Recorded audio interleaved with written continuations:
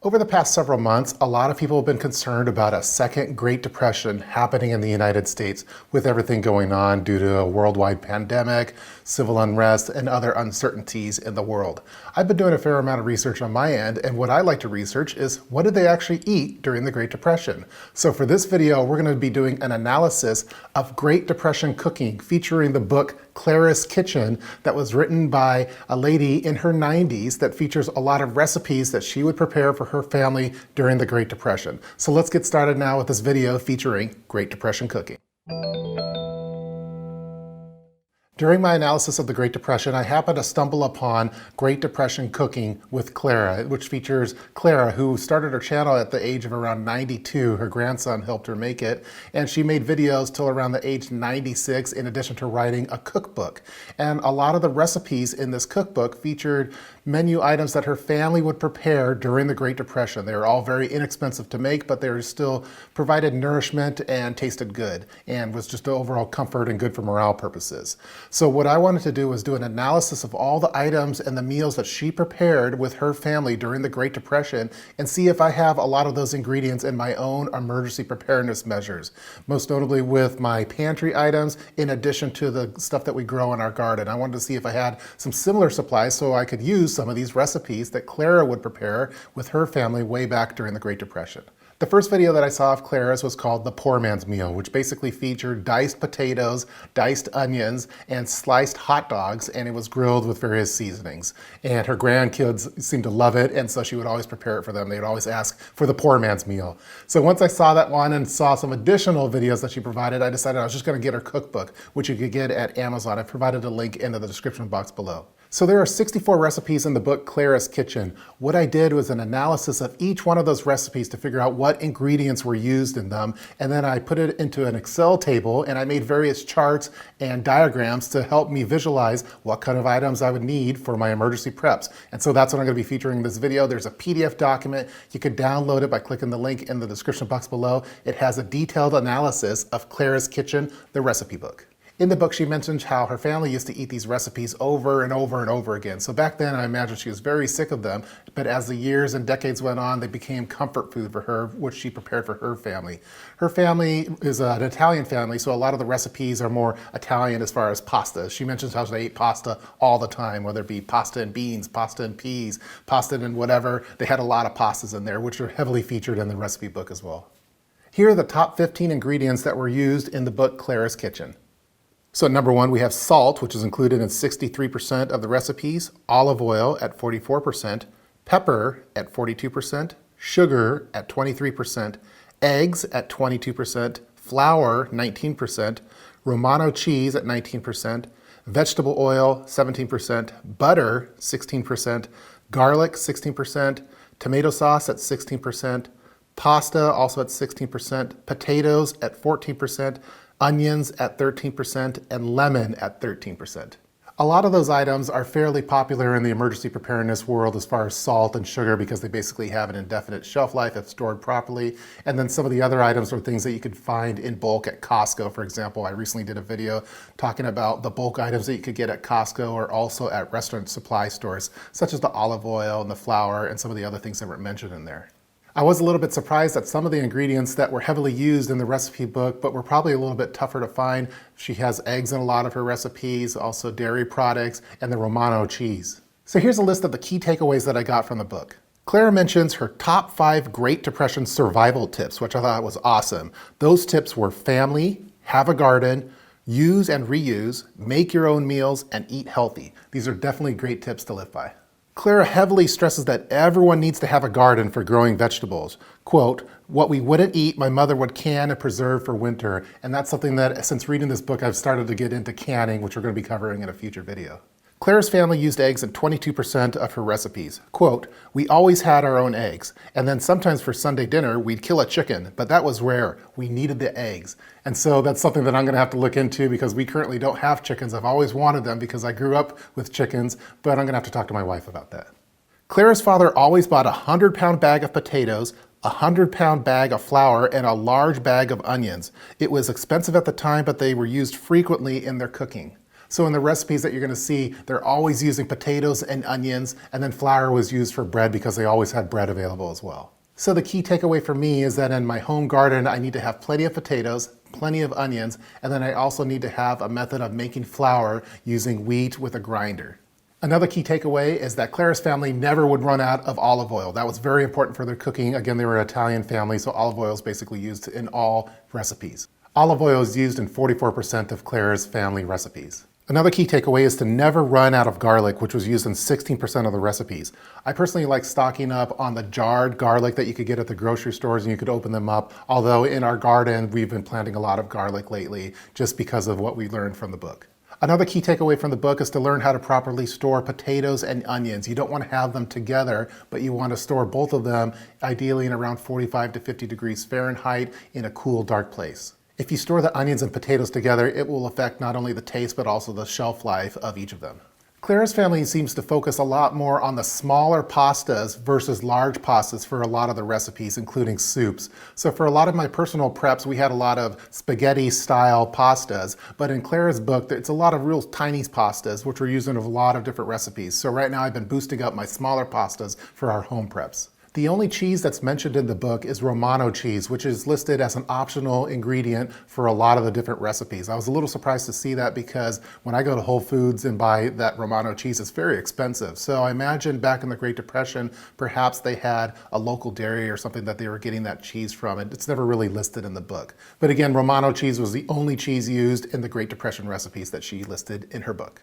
Another key takeaway is that Clara's family would oftentimes use dandelion leaves for making salad. So they'd basically go around outdoors, wherever, and pick up dandelion leaves and clean them. And she even has a YouTube video on how to make dandelion salad. This is something I've never really done myself, but I've heard a lot of gardeners mention it, such as Permaculture Homestead recently in one of our live streams was talking about how he always makes weed salad. So now I have to make weed salad using dandelion leaves. So I thought this was a cool little trick that was listed in the book. Clara mentions how when she was going to school, on her way back from school, she would carry a little knife with her, and if she saw some dandelions, she'd pick them on the way back. And so by the time she made it back home, she would have enough dandelions for the family to have a salad with dinner.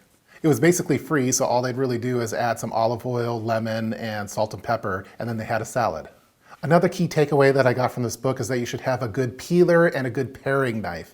Clara, in most of her videos, you see her cutting. She doesn't use a cutting board like what I do. She cuts everything in her hands right above the dish and just puts it in there. It's probably a little bit more cleanly to do it that way.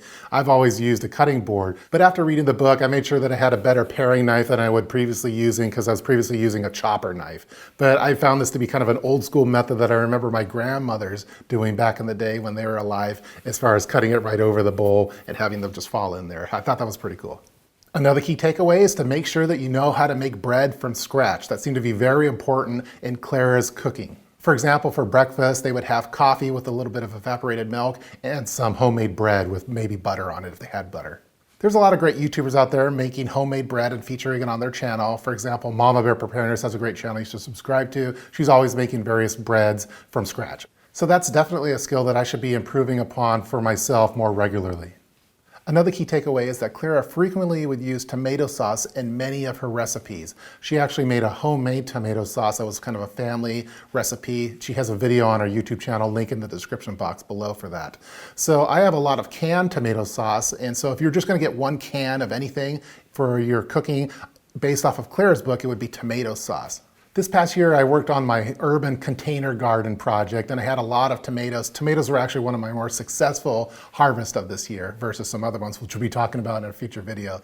So I think this would be a great option for me as far as the tomatoes that we had, because I couldn't eat all the tomatoes. I had too many to eat. So what I should be doing is leveraging Clara's family tomato sauce recipe and just making my own tomato sauce and putting it into storage. Another key takeaway is that meat was not used in a lot of the recipes. It was only used in 17% of the recipes because meat was so rare at the time. It might have been something that was featured once a week in one of their meals, if that.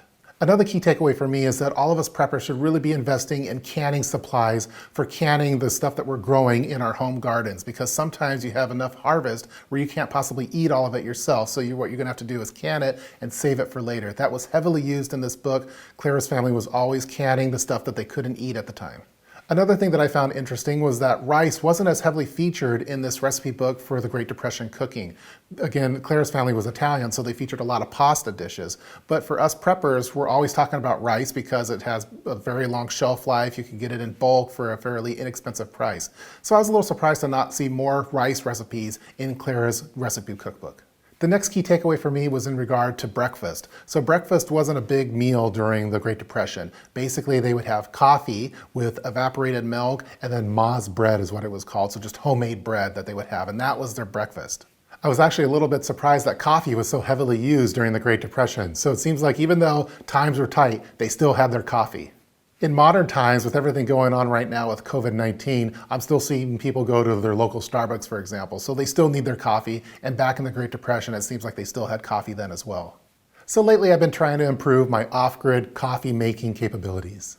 Clara's meals weren't fancy in any way. She would frequently mention it was a meal or we survived, and that was the most important thing during that time. So ultimately, survival is the key, and having a hot meal is great for family morale. The most important things that Clara would mention as far as her recipes were that it's cheap, it's healthy, filling, and nourishing.